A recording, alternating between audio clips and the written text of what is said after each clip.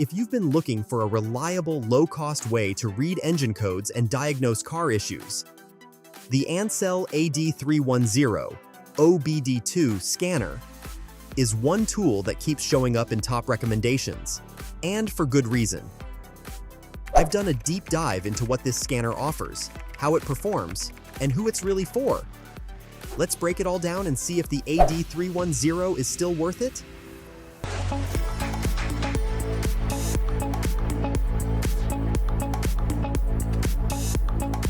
First impressions. Inside the box, the ANCEL AD310 looked solid. You get the scanner itself, a basic instruction manual, and that's about it. No unnecessary extras. The build feels sturdy.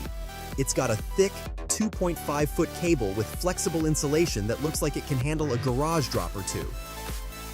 The buttons are large and clearly labeled, and the screen is big enough to easily read code descriptions without squinting. Overall, first impressions: compact, lightweight, and surprisingly well built for the price.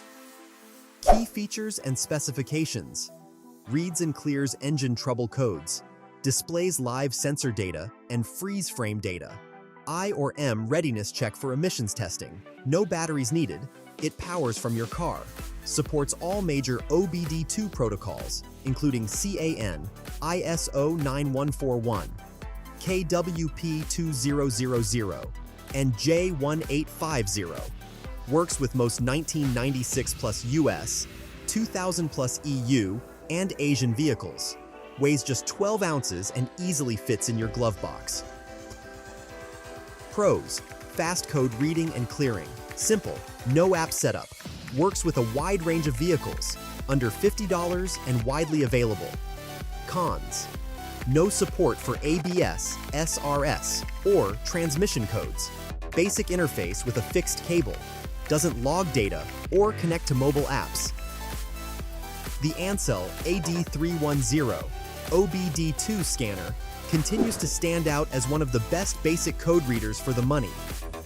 If you're looking for a no-nonsense tool to help understand and clear engine codes without overcomplicating things, this scanner is definitely worth considering.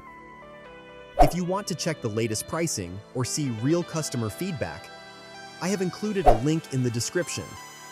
And if you found this video helpful, feel free to like, subscribe, and let me know in the comments below what tool you'd like me to review next.